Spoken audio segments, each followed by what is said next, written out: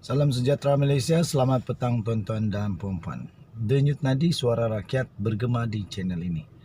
Tuan-tuan dan puan-puan yang dihormati sekalian, kita sudah tahu, seluruh Malaysia sudah tahu bahawa ada beberapa pemimpin UMNO yang mau sangat PRU disegerakan.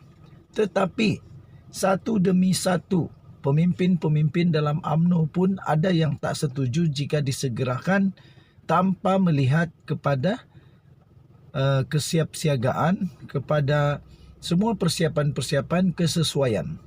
Terbaru tuan-tuan dan puan-puan, tapi sebelum itu, sila tinggalkan komen kamu. Kamu rasa perlukah untuk PRU disegerakan? Ataupun tak perlu? Seorang lagi, tuan-tuan dan puan-puan, orang-orang terpelajar di Malaysia, doktor-doktor yang memang hebat, bijak, pandai, tampil untuk memberikan pendapat. Beliau berkata PRU 15 tak perlu disegerakan.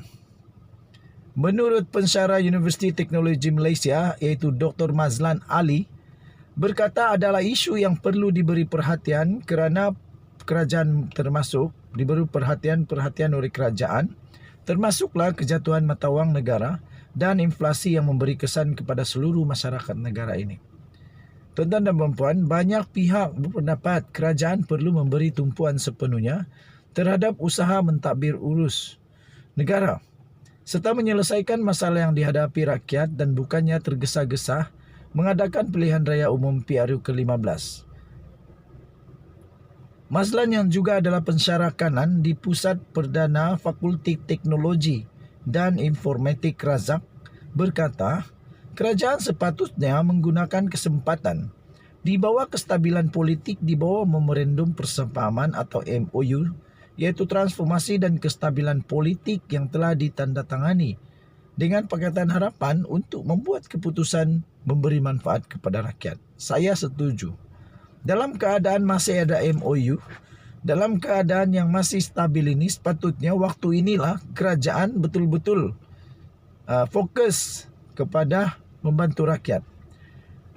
Bukannya fokus kepada bagaimana untuk diadakan, bagaimana untuk didesak, disegerakan PRU ke-15. Rakyat yang tersepit. Kerana parti-parti nak menang, rakyat pula tersepit. Tak apalah. Bagi mereka yang memang suka berpolitik, of course mereka excited. Tapi rakyat yang hanya tahu mengundi ni macam mana pula? Kerajaan hari ini boleh sahaja meluluskan apa-apa rang undang-undang yang bertujuan untuk kepentingan masyarakat dan negara.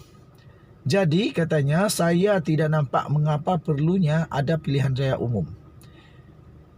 Tuan-tuan dan puan-puan, Ketua Pegawai Perhubungan Institut Kajian dan Pembangunan Polisi pula, iaitu Sheikh Kuzaifah Sheikh Abu Bakar pula berkata, kerajaan perlu mempunyai alasan yang cukup kukuh untuk mengadakan PRU 15 dalam suasana negara masih berdepan pelbagai cabaran, seperti kenaikan harga barang dan pengawalan penyakit berjangkit. Katanya, sepatutnya sekarang semua pihak iaitu kerajaan fokus 100% kepada menyelesaikan masalah negara seperti ekonomi dan sebagainya. Kita jangan membuang masa dengan isu politik lagi sebab akhirnya sudah beberapa tahun kita hilang fokus, katanya.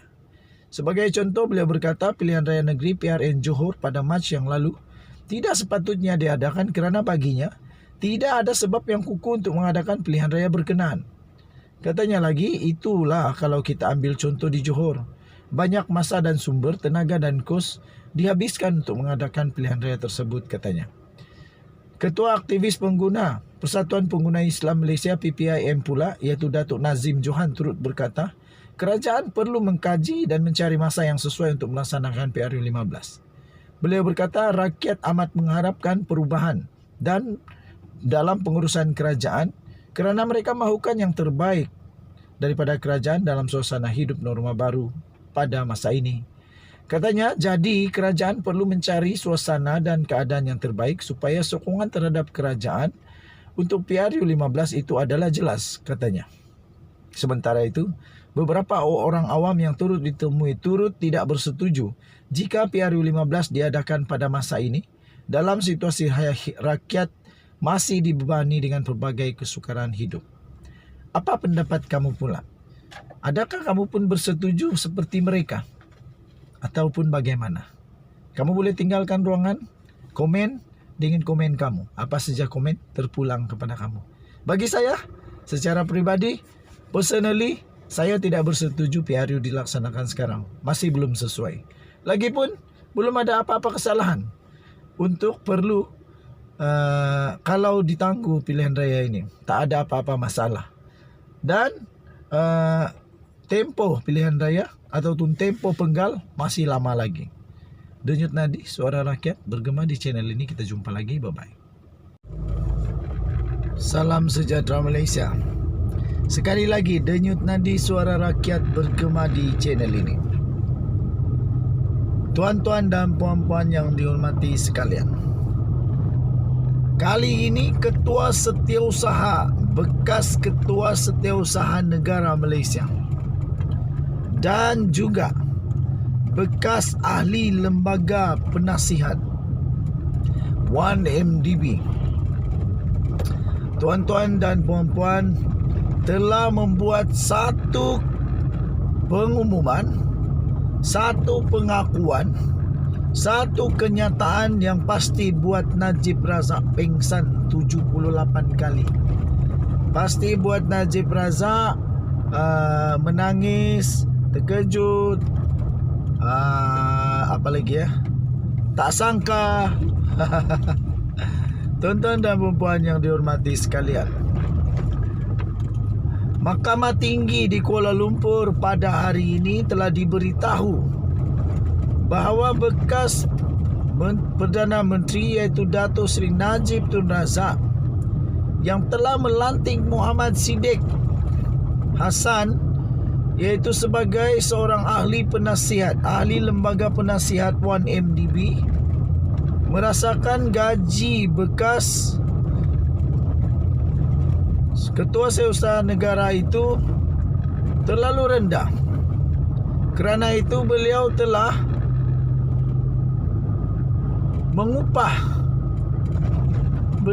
melantik Muhammad Siddiq Hassan ini sebagai ahli lembaga penasihat 1MDB. Malangnya, tuan-tuan dan puan-puan yang dihormati sekalian, malangnya, sepanjang beliau menjawat jawatan itu, beliau mengakui bahawa tidak pernah sekalipun Dato' Seri Najib Razak, tidak pernah sekalipun dia diajak oleh Dato' Seri Najib Tun Razak untuk bermesyuarat. Siddiq berkata demikian ketika beliau memberikan keterangan sebagai saksi pendakwaan yang ke-19 di dalam kes Najib Razak 1MDB 2.28 bilion. Tuan-tuan dan puan-puan yang dihormati sekalian, ini jelas sekali ada kalau saya lah, pendapat saya, ini memang macam ada sikit bau-bau unsur-unsur menggunakan kuasa yang ada padanya untuk memberikan sesuatu kepada seseorang. Tak tahulah, boleh ditakrifkan sebagai salah guna kuasa ataupun tak pasti.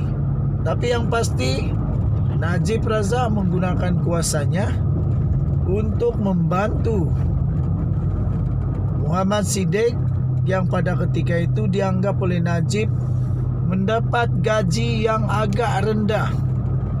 Jadi beliau membantu Muhammad Siddiq untuk mendapat gaji yang lebih tinggi sedikit, supaya setimpal dengan jawatannya sebagai Ketua Setiausaha Negara.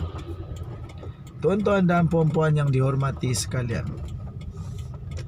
Siddiq berkata dia dimaklumkan berkenaan dengan pelantikannya yang berkuat kuasa secara mengenai sepucuk surat daripada Najib bertarikh 30 Ogos 2020. Menerusi surat daripada 1MDB, bertarik sama katanya lagi, dia dimaklumkan yang dia akan mendapat bayaran RM30,000 sebulan sebagai ahli lembaga penasihat dan ia berkuat kuasa 1 Julai 2010. Najib adalah pengerusi lembaga penasihat 1MDB pada waktu itu. Katanya, ekoran persaraannya sebagai Ketua Setiausaha Negara pada 23 Jun 2012, 1MDB telah mengekalkannya dalam lembaga penasihat tetapi bayarannya dikurangkan kepada RM10,000 sebulan. Namun Sidek berkata, dia tidak lagi menerima bayaran mulai Jun 2015 selepas dia dilantik menjadi pengerusi Petronas. Katanya, saya ingin nyatakan ketika Najib jadi Perdana Menteri, pernah sekali dia tanya saya tentang gaji sebagai KSN dan dirasakan gaji saya KSN terlalu rendah. Jadi, saya anggap pelantikan dalam 1MDB adalah untuk tingkatkan pendapatan saya selaku Ketua Setiausaha Negara yang dianggap Najib sebagai sepadan, katanya. Menurut laporan 2013, pendapatan bulanan Ketua Setiausaha Negara adalah lebih daripada RM23,000. Sidek bagaimanapun menegaskan ketika menganggotai lembaga penasihat 1MDB, tiada siapapun daripada syarikat itu pernah memberi penerangan kepadanya atau berbincang berkenaan isu pelaburan dan operasi yang berkaitan dengan syarikat. Jadi dia buat apa dapat gaji RM30,000? Untuk mendapat pendapatan lebih sajalah, tahniah diucapkan. Katanya dia kemudian melihat laporan media berkenaan dakwaan penyelewengan dana 1MDB dan juga siasatan SPRM yang berkenaan dengannya. Namun saya tak pernah diberi penerangan atau diberitahu lebih lanjut berkenaan siasatan terhadap 1MDB. Saya sahkan Najib selaku Perdana Menteri ketika itu tidak pernah jelaskan isu 1MDB kepada saya. Walaupun dengan pelantikan saya sebagai ahli lembaga penasihat, katanya. Tambahnya lagi, saya juga tidak pernah tanya Najib mengapa tiada mesyuarat lembaga penasihat dibuat ketika saya menganggotainya. Wah, sepanjang dia menjadi anggota ahli lembaga penasihat, tiada mesyuarat lembaga penasihat. Jadi, saya juga tidak pernah terima apa-apa laporan daripada sesiapa dalam 1MDB berkenaan operasi dan pelaburan yang dibuat, katanya. Tambahnya lagi, saya juga ingin katakan saya tak pernah tanya Najib atau sesiapa dalam 1MDB berkenaan masalah dalam syarikat kerana menurut kefahaman saya, 1MDB ditubuhkan untuk digunakan sebagai dana politik kepada parti pemerintah ketika itu, iaitu Barisan Nasional, katanya lagi. Pada Januari tahun lalu, bekas CEO 1MDB Muhammad Hazim Abdul Rahman berkata, dalam keterangannya berkata syarikat itu ditubuhkan untuk menyalurkan wang kepada syarikat yang ada kaitan dengan UMNO. Wow, ini barulah. Tahniah diucapkan kepada bekas Ketua Setiausaha Negara yang memang berani menegakkan yang berani, yang betul. Okey. So, Najib semakin dalam bahaya. SRC ada cahaya di ujung terowong. Malangnya 1MDB pula semakin gelap. Saya fikir Najib semakin bahaya. Denyut nadi suara rakyat bergema di channel ini. Jangan lupa tekan butang subscribe, like dan share. Kita jumpa lagi. Bye-bye.